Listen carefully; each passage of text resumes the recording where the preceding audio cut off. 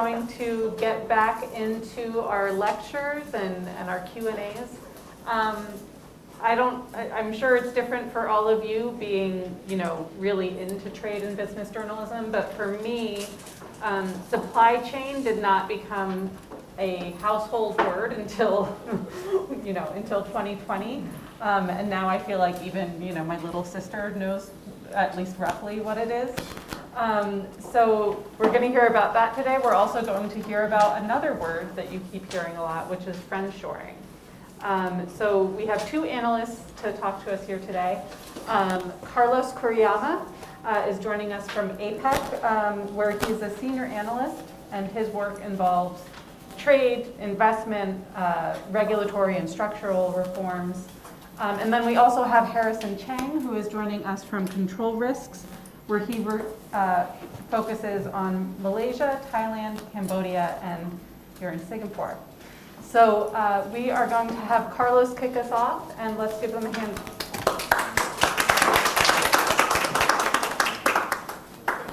Good morning, everyone. Thank you all for the kind invitation and the kind introduction. So thanks to all the organizers for this invitation. My name is Carlos Kuriyama, and I'm a senior analyst at the Apec Policy Support Unit in the Apec Secretariat.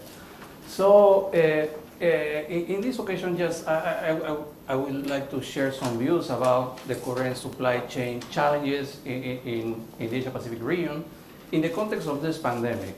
And something I would like also to mention is that what I will say today is just my personal view, and these are not the views of the APEC Secretariat or the views of any of the APEC member economies. So just a brief introduction about APEC. So we are 21 member economies. So we are 21 member economies all across the Pacific Rim, in the Asia side, in Oceania, and in the Americas. So all APEC members participate as economic entities, not as political entities. That's why we refer to all our members as economies and not as countries. And APEC is very important in the world. Why? Because it represents more or less, it explains more or less 50% of the world trade, 40% of the global population, and around 60% of the world GDP, the gross domestic product.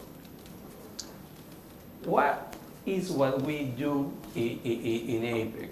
So in APEC, what we try to do is to achieve some objectives that are related to sustainable development, equitable growth, and strengthening the sense of Asia-Pacific community. And on that sense, what we are doing is to use some economic drivers to achieve those goals. Those economic drivers are about trade and investment, like free and open and fair trade and investment systems. Also, it's about innovation and digitalization. And also what we are seeking is growth with certain attributes, right? The growth has to be balanced, sustainable, secure, inclusive, among other characteristics. So these are some of the things that we try to achieve in APEC. Something to note is that APEC, unlike the World Trade Organization or the United Nations, is a non-binding forum. It's voluntary and non-binding. And this has an advantage. What's the advantage? The advantage is that we could talk about economic issues in a more collegiate way without concerns that if we don't meet any of the things we say, we may end up in a dispute process. So this is not happening in APEC. Everything is done on a voluntary basis. So the core of APEC is basically trade. And since APEC inception in 1989, trade has grown up significantly in the Asia-Pacific region. So it has grown more than 7 times since APEC started. And at the same time, barriers to trade have been falling down. So at the beginning, for example, import tariffs were around 17% in 1989. Nowadays, they are between 5 and 6%. At the same time, what we have been able to do is to reduce trade costs. So we have been conducting, promoting initiatives to facilitate trade. In that sense, trade costs has been reduced in a way that we have saved several $billion for businesses. So what's going on with supply chain? So the pandemic started, and that complicated things for companies and created a lot of problems for supply chain. To start with, trade fell significantly. So the supply fell, demand fell. It was a big problem. That affected manufacturing. That affected global manufacturing. You can see that the lockdowns, social distancing, restrictions, border closures, etc., affected global supply chain. There were some initial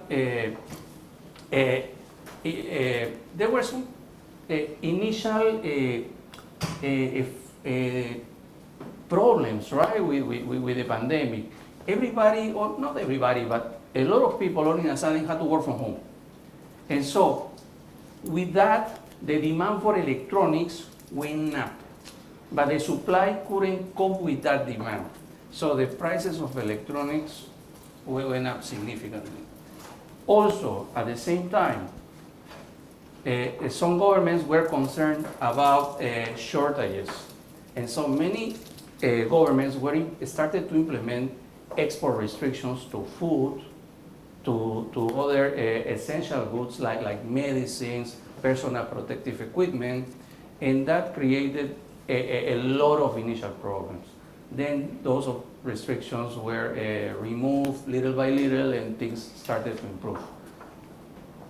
So in terms of supply chain, what happened? What happened is this, that right now, the freight market rates, for a 40 TEU container is around between 6,000 to 7,000. And those prices are more than 4 times the prices that we had when the pandemic started. Actually, the prices were even higher. It's only in, I would say, early 2022 that the shipping costs started to go down. But we are not in pre-pandemic levels yet. And why this is? It's because basically, all in a sudden, there was no demand, so shipping companies decided to cut supply. The demand recovered. Now the demand has recovered, but what's happening with the supply is not recovering at the same pace. So now the cost is falling as the supply is recovering, but we are not there yet.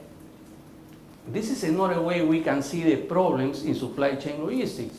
If we look at the global average delays for late vessel arrivals, we notice that at the beginning of the pandemic, the average delay was about 4.75 days. Now it's about 6 days, 7 days. So there are still issues with supply chain, connectivity issues, not enough vessels, not enough container capacity. Another problem that we are facing is inflation. So the year-on-year inflation is going up despite increases in interest rates by central banks. And why this is happening? The demand is recovering faster than supply.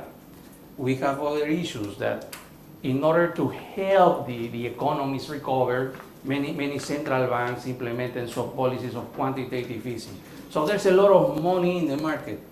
But the thing is where to spend, at what speed people want to spend that money, or companies want to spend that money.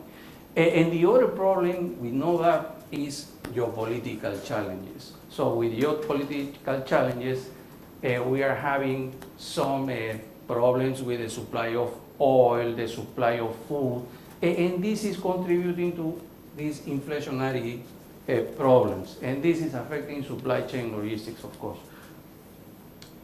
And to put this into the pandemic perspective, let me give you one example about vaccines. to produce, to distribute, and to administer a vaccine is a very complex process. We need a lot of ingredients, a lot of components, a lot of parts. We only need one of those components, parts, or pieces with supply chain issues, problems, and the whole thing could be spoiled. We will have problems on either production, distribution, or administration. Can you imagine the labs have the capacity to produce the vaccine, the substance, but what would happen if there are not enough glass vials? How can we store, transport the vaccine? It's gonna be a problem. The vaccine supply chain is very, very, very sensitive, and supply chain has to work perfect. Otherwise, we have problems. So, what are firms doing now? So firms are trying to switch from a model of supply chain efficiency to supply chain resilience. So before the pandemic, it was all supply chain efficiency. It was basically just in time process. It was about reducing costs, having large profits, and having, I would say, very low inventories. Nowadays, companies are saying, we need to think more about supply chain resilience. So in that way, they have to build a system that has to be resilient, strong enough to withstand shocks. It has to be able to recover from those shocks and able to leverage from different options. So it's important to, for example, diversify sources, have those sources close to headquarters or to the production hubs. And also we need to build redundancies. So we need to build adequate surplus capacity. At the end, there's going to be a trade-off. The trade-off is going to be long-term resilience versus short-term profits. So at the end of the day, it's important to have resilience, but resilience is costly. That's something that we need to keep in mind. So what firms are doing more specifically? One of the things that they are doing is to do some reshoring and nearshoring. So to have all the production processes closer to the markets they are serving or to the headquarters. They are also moving from what we call the just-in-time model to just-in-case inventory management. So that is basically having additional stocks, precautionary stocks, building redundancies, diversifying suppliers, among other things. And also what firms are doing is to improve supply chain visibility. What is this? This is not just to look at the market sentiments and the market reactions, but it's also about tracking parts, components, and products from the manufacturers all the way to the final destination, right? So this is being done to try to basically have some savings to make the resiliency more efficient. And this is my final slide. So right now the situation is bringing us a lot of uncertainties on supply chain. And it's in this context that the role of regional cooperation is very important. The pandemic is a global problem and requires global solutions. Supply chain is also a global issue and requires global solutions. In this sense, within Apec, we are discussing a number of initiatives that could help to improve supply chain, global supply chains in general. So one of the things we are doing is to promote digitalization and supply chain visibility using digital platforms, for example, to track products. We are also promoting, improving, finding ways to improve trade facilitation. For example, things that we are doing is to accelerate implementation of the WTO trade facilitation agreement. Also, what we are doing is to promote the use of single windows in which firms can export or import products by presenting the documentation in just one place. Also, what we are doing is to redouble efforts in terms of structural reforms, implementing structural reforms. So what we would like to do is to implement market-based solutions to make the markets more resilient, more efficient. And finally, we're trying to boost regional cooperation on trade connectivity and economic openness. And one of the ways that we are doing is to encourage governments to have commitments to keep borders open to avoid the implementation of import and export restrictions.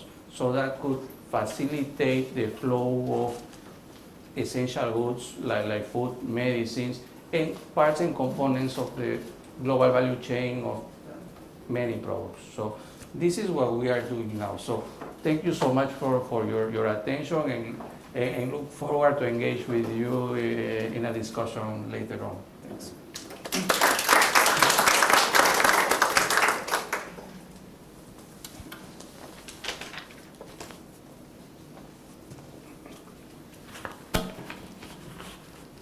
Hi everyone, my name is Harrison.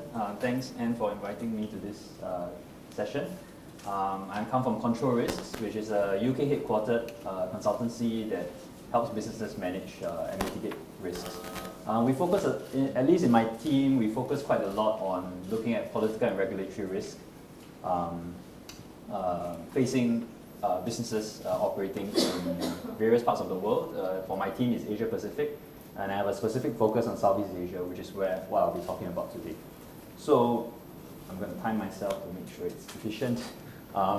So today I'm going to be focusing on supply chains and what we call friendshoring, the lingo that has sort of come into the discourse. And it's consisting of three components. The first is looking at supply chain alternatives, particularly in Southeast Asia. There's been a lot of talk recently about Southeast Asia as an alternative base for production. So I'll explore why Southeast Asia, why the interest now, and then I'll move on to the second part where we talk about this idea of supply chain relocation to Southeast Asia. It's talked about a lot, but what's the catch? Why aren't we seeing it actually happen as much as it's been talked about? So I'll talk a bit about the sort of complicating factors and trade-offs that businesses will have to consider and are considering as they talk about Southeast Asia. And finally, about friendshoring. What is it? How does it look like? And will it actually work for businesses in Southeast Asia? So looking at the supply chain landscape in Southeast Asia, in general, historically, it has been a key manufacturing for export base for many businesses, MNCs, foreign companies, in various sectors there. So in places like, for example, Thailand's eastern seaboard or peninsula Malaysia, for example, and now increasingly in Vietnam, in Indonesia, you see companies moving in to set up production bases. And I mean, as an example, these production bases are already significantly integrated into global supply chains for key products such as semiconductors. And the advantages are really the strategic geographical location of Southeast Asia, proximity to large markets like China, India. There's been continued government investment in infrastructure expansion, despite the kind of political flux you see in some of the markets here. And finally, it's a pro-free trade orientation. So perhaps in contrast to some other parts of the world where we're seeing a rise in economic nationalism, Southeast Asia has been moving forward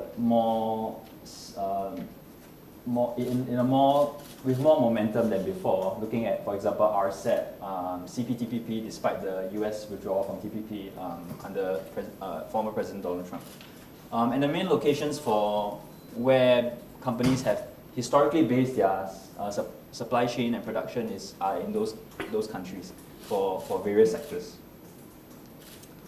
So why the interest now? Actually, this talk about supply chain relocation, I mean, I'm sure most of you are already aware, it's not new. And I sort of tried to contextualize it in three kind of waves, which are not necessarily distinct, more overlapping. But the first wave of interest really came before the pandemic with the US-China trade war. And clearly the the benefit was to try and avoid some of these retaliatory trade tariffs. And what I mentioned there, the popularization of a China plus one strategy. So having a lot of production based in China, but thinking of some alternative base in Southeast Asia. And I mentioned that at least as a potential option because it has been talked about a lot, but actually when you look at the evidence on the ground, there have not been that many, it's not been as popular as it's been discussed. The second wave of interest was really during the pandemic, really to mitigate the over-reliance on a single production base when it came under lockdown, for example. And the variations in pandemic management, that means different countries dealing with COVID in different ways, meant that there was a possible way to perhaps mitigate some of these risks by shifting production tactically to one site over another to avoid prolonged lockdowns.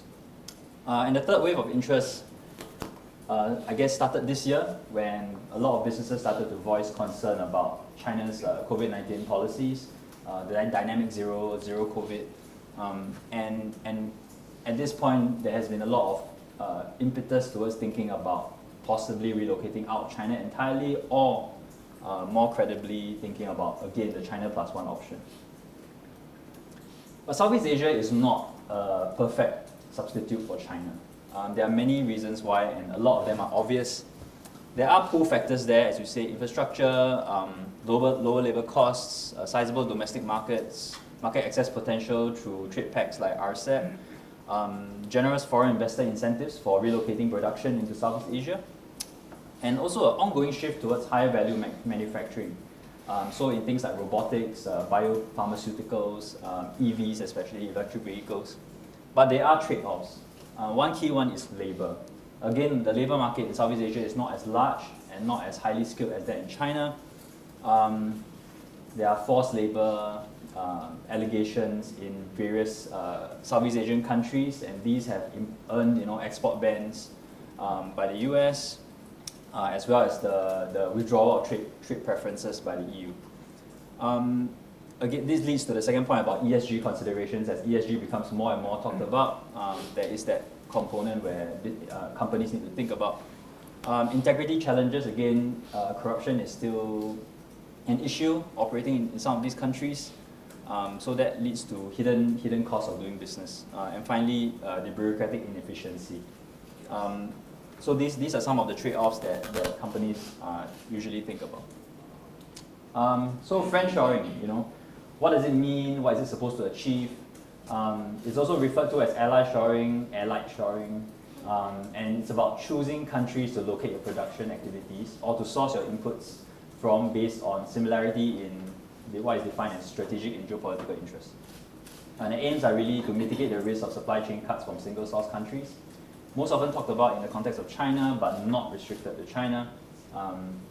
And the other aim is really to rebuild the economic and strategic relationships between the US and the other countries. So what might it look like, or what actually does it look like within the context of Southeast Asia?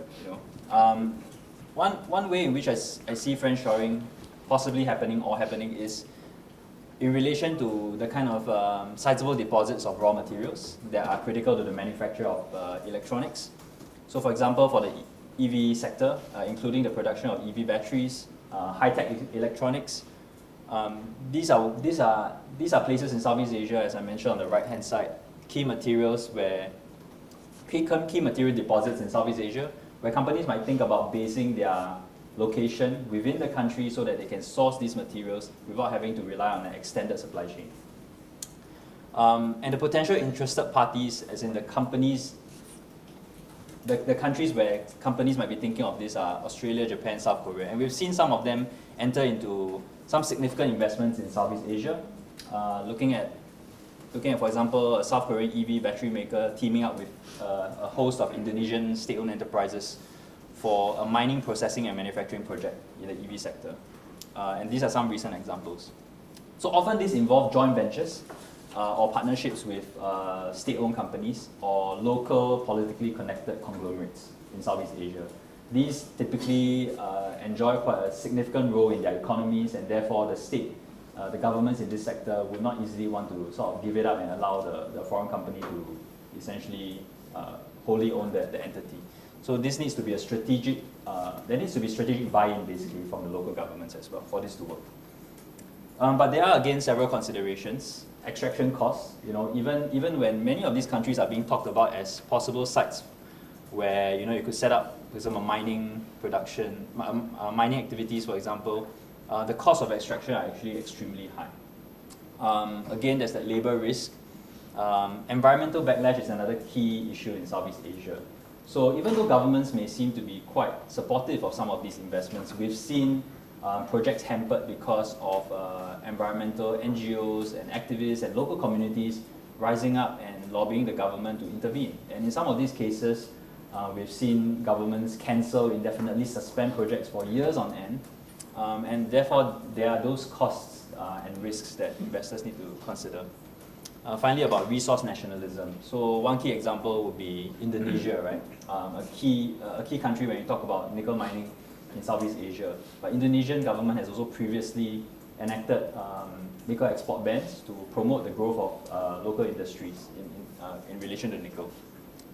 So on the right hand side, you can see, especially I highlight EVs and electric batteries, nickel, cobalt, manganese, and some of those sites. And the other side would be about rare earths, which has major, various end users in the medical sector, in the defense sector.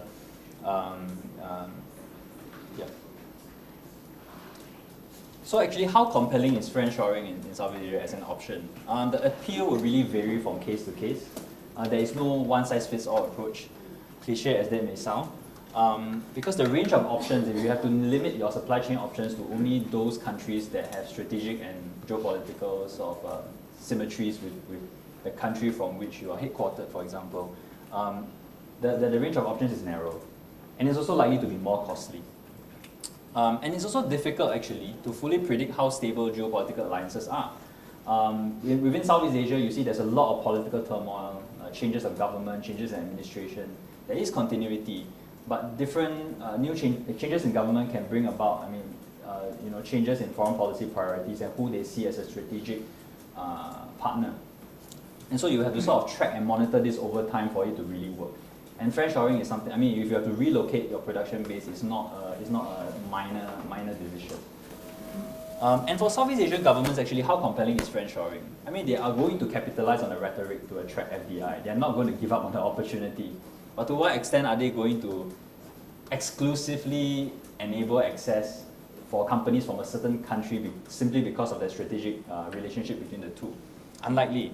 They are not doing it right now. Even as Indonesia welcomes US and Australian companies in, they are setting up joint ventures with Chinese companies in nickel mining.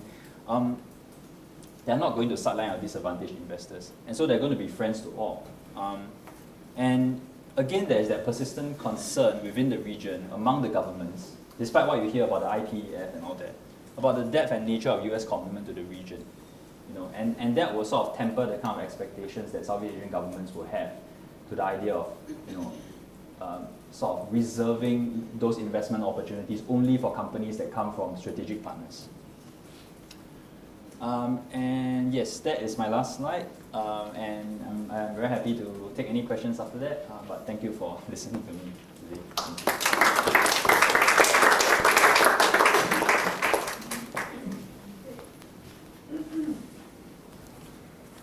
Any questions for Carlos or for Harrison?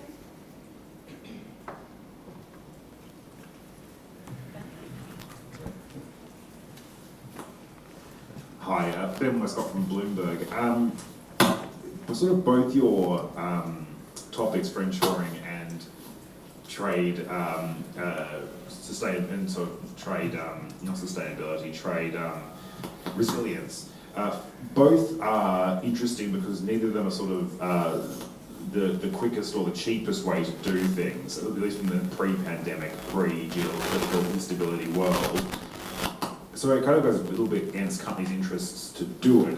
My question is, how much have we actually seen so far of both these trends? How much are we actually seeing companies sort of going against the cheapest bottom line options and engaging in these far more long-sighted trading practices?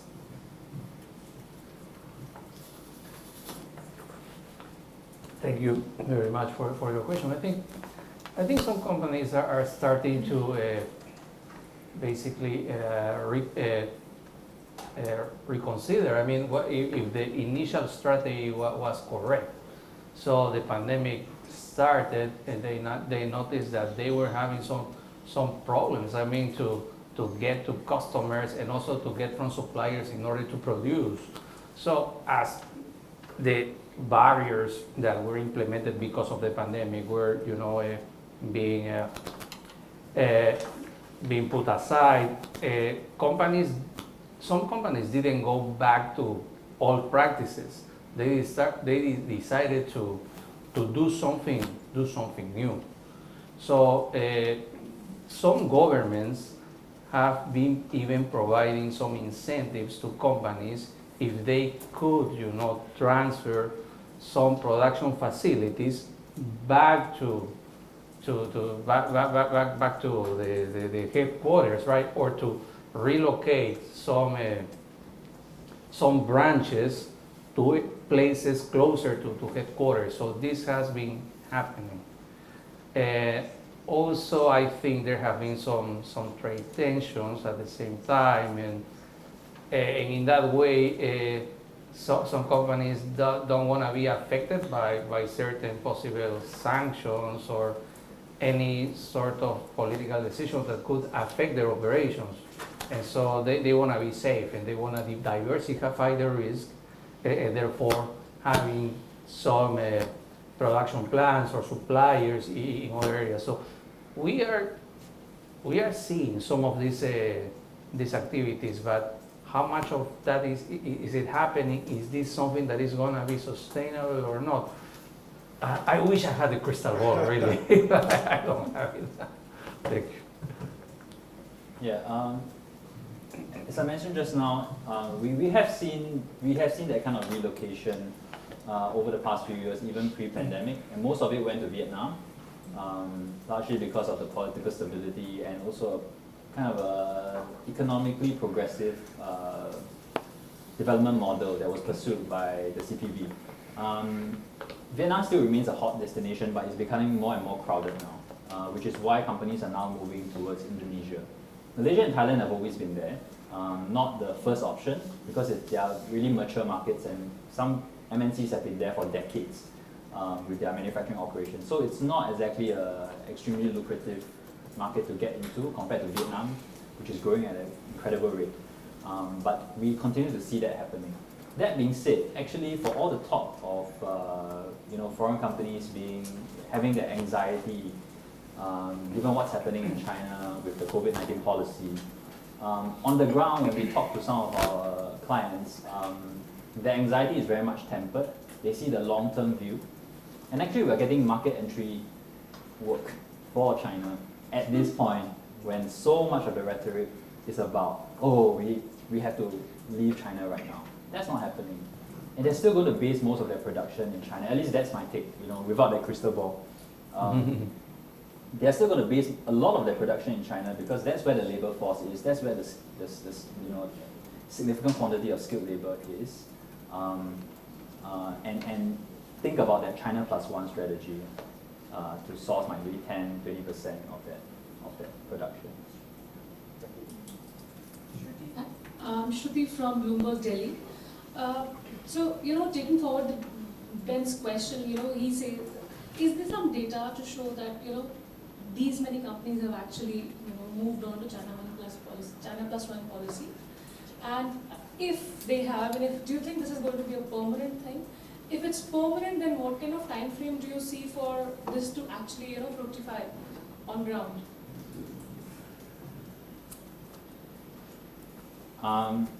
So no, there is anecdotal data, but as in if you're thinking about kind of a comprehensive database, not that I know of.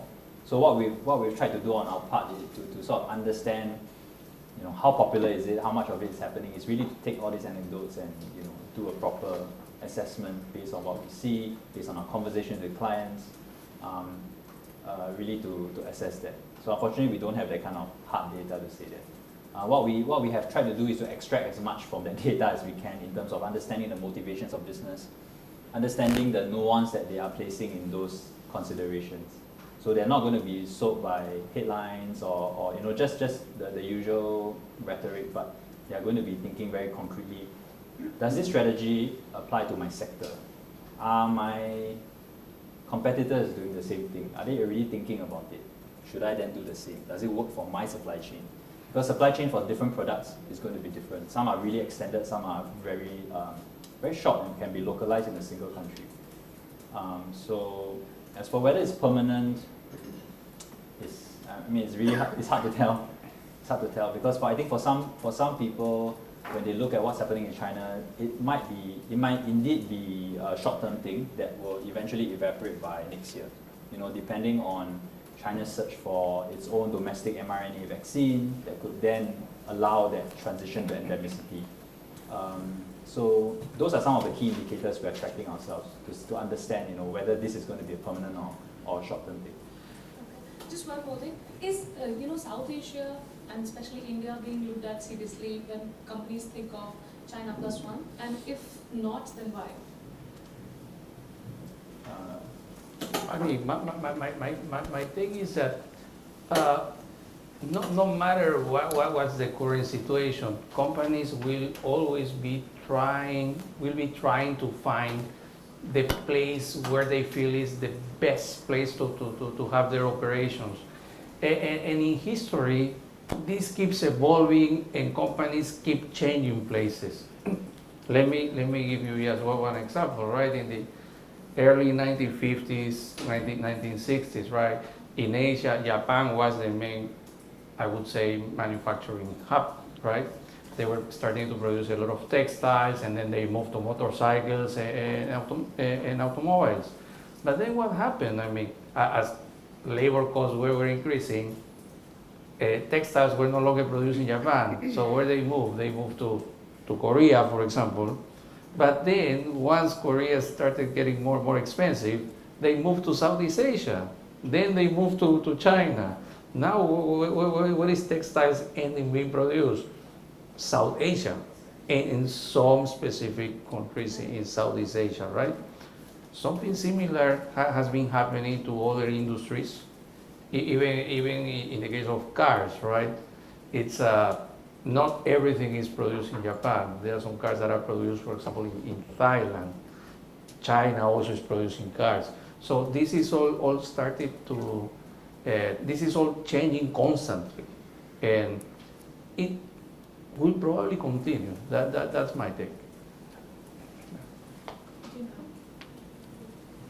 Hi, I'm Hazel from Bloomberg News. I'm based in Seoul, South Korea, and I cover EV and batteries. And then, as you know, Janet Yellen mentioned friendshoring during our visit to LG last week. And I was just wondering if you think it could be faster to find the alternatives rather than China to seek the rare earth in terms of like lithium is the most important metal for batteries, but you didn't mention anything about lithiums. So I was wondering where we can find the other, what kind of countries can develop lithiums rather than China, and then whether it would be that easy because China is all handling those like dirty jobs in terms of developing metals, and they're taking all the ESG problems in developing those precursors and sort of like that. If all of those upstreams of the batteries are still wholly depending on China, especially for South Korean battery makers. So actually I talked to LG just 2 days ago in the middle of this workshop, and I told the executive like, hey, these days the issue is supply chain, and I'm now listening all these great sessions, and they said this kind of, this is long-term project in terms of developing metals, and everyone is trying to develop lithiums and metals, and he said, okay, where? Then I said, oh, I heard Canada and doing that, and Japan is doing that, and US, and yeah, so when? Oh, 10 years later, and he said like, yeah, so that's why we are still depending on China. So I just want to know how fast it could be for us to find the other countries in metals and, that kind of thing. I think the Southeast Asian governments are thinking long term. They obviously have to recognize the reality of how these supply chains are already embedded, right? A lot of it is in China. If we talk about rare earths, that's that situation is even more stark. But these are kind of first steps in trying to establish themselves as alternative locations. So in short, it's going to be a long time frame. It's going to be like 5-10 years. And don't forget, along the way, it's probably not going to be a very smooth process. It depends on a lot of factors. It depends ultimately on policy continuity. And that in turn depends on political stability. And in some countries, you can say it's gonna stay the same. Vietnam is gonna stay the same. Cambodia is gonna stay the same. But in others, I mean, Malaysia, even Thailand, Indonesia to some extent is somewhere in the middle of that spectrum. Looking at 2024, Jokowi. But yeah, I think you would have to sort of consider the extent to which political change is or is not going to affect that policy, and whether they will stick to those commitments. And also importantly, as governments change, as you sort of try and forecast, as government change, will the next government respect the investment decisions that were made by the previous government, or are they going to dredge them up as ways to sort of attack the credibility of their opponents? So in some places, actually, despite possible changes of government, actually both sides of the parliamentary aisle see eye to eye on the need for foreign investments in these critical strategic sectors. That has pluses in terms of continuity. That means they're going to continue to offer those generous investment incentives, like corporate tax exemptions for like 10 years, 15 years. But the flip side of it is also the idea about resource nationalism. The more they're invested in it, the more they see it as a critical sector that they need to protect. And then they'll start thinking even more long term. How are we going to develop our local industry to try and really ensure that we capture most of the supply chain within the country? And that's where foreign investors will likely have to negotiate with governments if they want to continue that long-term investment. And they need to be prepared for it today. They can't wait 10 years later and we'll see how it goes. They need to consider the fact that it's possible that the government is going to push on those things, and then how are you going to navigate and negotiate that? Yeah, and the reality is that, if companies cannot buy the rare earths from one place, they will try to find it from somewhere else because otherwise they cannot produce. It will cost more, but they will have to do it. But about rare earths, there are many right now projects to develop rare earths in Australia, Canada, and even in South America, all the way to Chile and Bolivia. So companies are actively looking for it. Yeah. Mala and then Sulin. Thank you. My question is linked to that question. Which governments are actually offering subsidies for the companies that bring their manufacturing home from China? That is one question. I have another question to know. The recent WTO conference, they have discussed on supply chain issues, food supply chain issues for pandemic support. And member countries agreed to not to impose any restriction for food supply chain issues. So do you think this will play any role to make the supply chain smooth in this among these WTO members? Definitely it is. These commitments are certainly helping to boost the supply. So there's evidence about that. So in terms of the subsidies, believe it or not, it's not just one or two governments that implement subsidies. There are several databases that are available where we can see all these non-tariff barriers measures, like Global Trade Alert, or even WTO. It has an information management portal.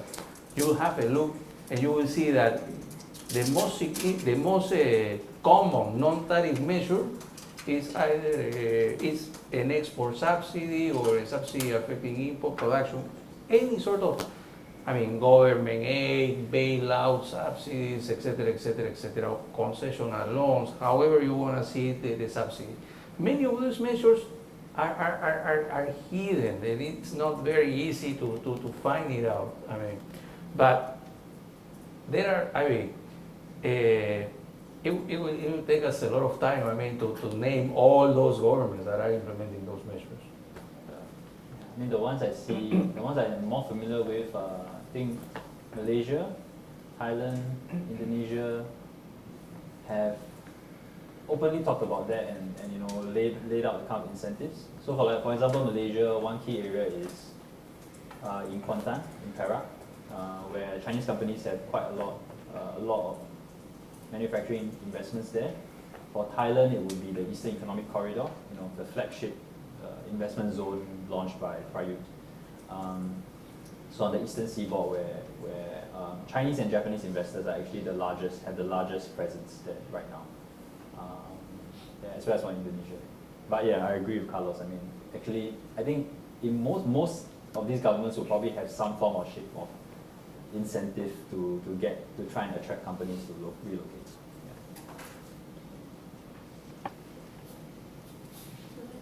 To Harrison, your clients, those who are looking into going to China, what sector are they from and where are they looking to go to China?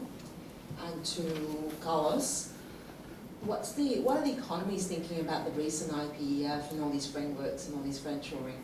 Is there an appetite for it, or are they more interested in the hard stuff like the multinationals and the FTAs? Those serve them better purposes than these frameworks. So perhaps you can talk to China. The short answer is I don't have those sectors on hand, but I can get back to you. But that's broadly what we're seeing with our clients in China. Yeah, I think companies have appetite for any sort of initiative that promotes, I mean, strengthening regional economic integration. Let me give you some evidence on that. I mean, in Apec, for example, we have the ABAC group, which is the Apec Business Advisory Council.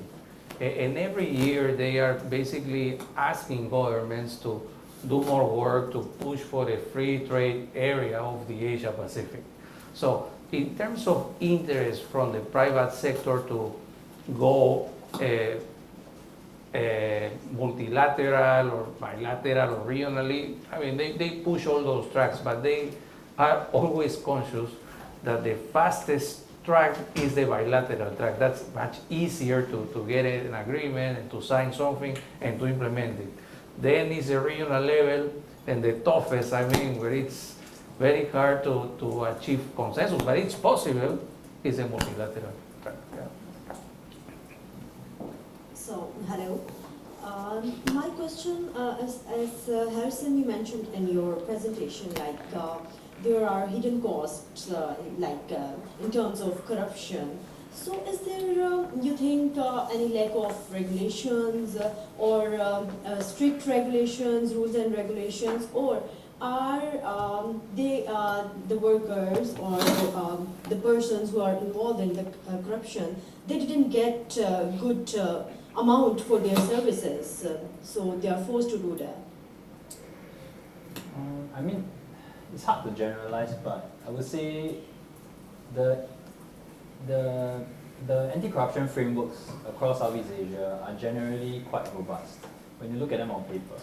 But in practice, these regulations are not always enforced, are not always followed.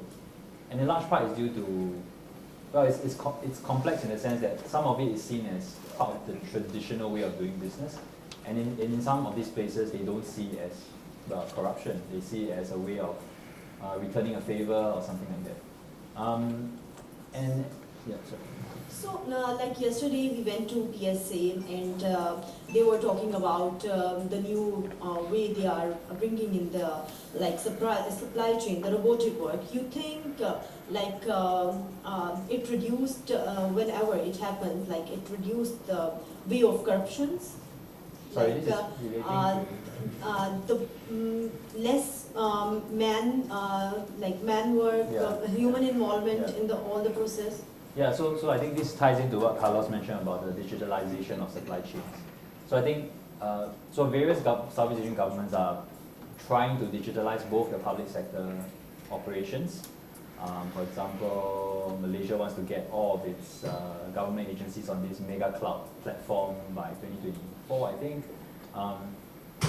And certain aspects of the business process, particularly in the import and export process, the customs process, where some of these integrity challenges are faced, governments are increasingly turning to digitalization of these operations.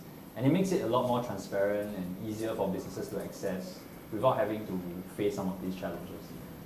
But again, we often advise our clients, you have to be prepared for certain situations where this could happen. And we sort of map out, who within the government, who within the apparatus could you possibly encounter some of these challenges?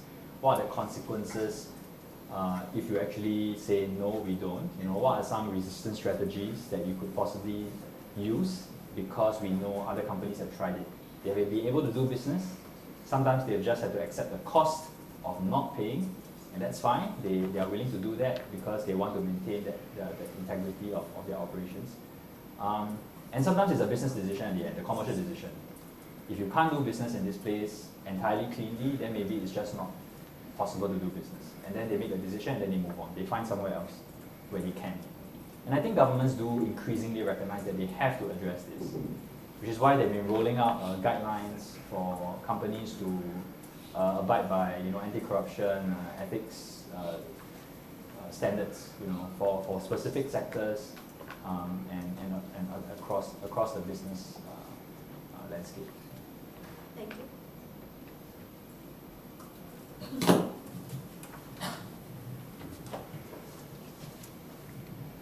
Hello, Marta from Tata Data Indonesia.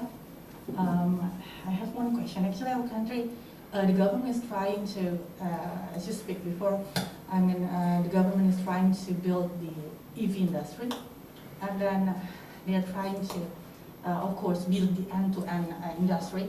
And my question is, do you think any barriers that to realize that that will? Because it's for me it's quite ambitious. For several years we don't really have an end-to-end industry. We are in the supply chain, and it's really minimum. Our role is really minimum. So this would be the first ambitious project in Indonesia. So do you see any barriers about that? Thank you. You refer to EV, right? Electric vehicles, right? Yes, EV. Okay, this is my take. I think it's gonna be successful as long as this is a personal take, as long as the government is committed to reduce subsidies to the alternative, right? What's the alternative? Is it traditional, traditional energy? The utilization of traditional fuels, right? If the subsidies made the price of fuel very low, people are not going to buy electric vehicles, and it's not going to be attractive then to produce those electric vehicles. But if those subsidies are removed, the government will have some additional funds that could be used, to develop the electric vehicle industry. So I think we have to see the other side too in order to determine if this is going to be successful or not at the end. Yeah, the fuel subsidy thing is clearly a sensitive issue for many governments. Yes. To the point where they have had to tell their population that honestly we just don't have the money to continue funding this indefinitely. And all of them are probably hoping this inflation thing is just going to peak, it's going to end by the end of this year, and they can get back to refocusing some of their funding and investments to encouraging EV take-up and production. Final question goes to who? Hello, I'm June from Vietnam. I have a question. I think that the one factor also important to supply chain resilience is mental well-being of managers and employees. During pandemic time, people felt isolated, working environment broke down. So do you think this is also an important factor to resilience, and how a company will deal with that in the next crisis? The mental, for example, the mental health was, I think, one of the factors why we had some issues, some problems in supply chain, right? We had a lot of cargo vessels, and the seafarers, they basically could not, I mean, leave the ship for several months. They arrive to a port finally, and they are not authorized to disembark. And so that forced many seafarers to quit the industry, right? And also, when they had the chance to disembark, in order to embark again, they had to meet some very strict requirements, and they had to stay in port or in that city for so many days, testing negative, and then they are authorized again to embark. So mentally, it was very hard. And I think the lesson learned is that companies, we need to, I mean, improve testing, also to build redundancies, having more staff and attract staff to work in those sectors. It's not that easy. It's costly. That's the point. But certainly these are some of the lessons that we are learning, and hopefully, I mean, governments and private sector will be able to take into account when the next time comes, you know? Yeah.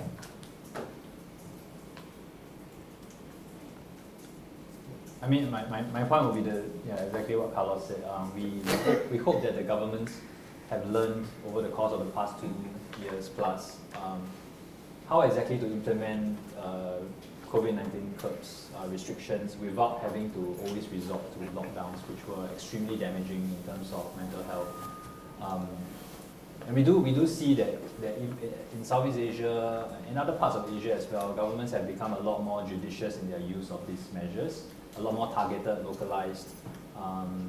They have, smoothened out some kinks in the testing process, the quarantine process, and the net impact of that would then, hopefully in the future, the risk of something like 2020 happening again would be low.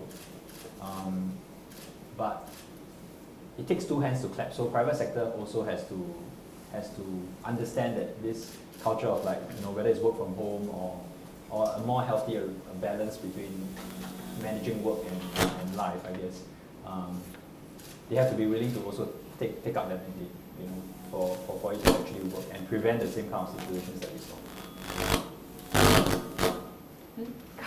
Carlos and Harrison, thank you so much for sharing your expertise today.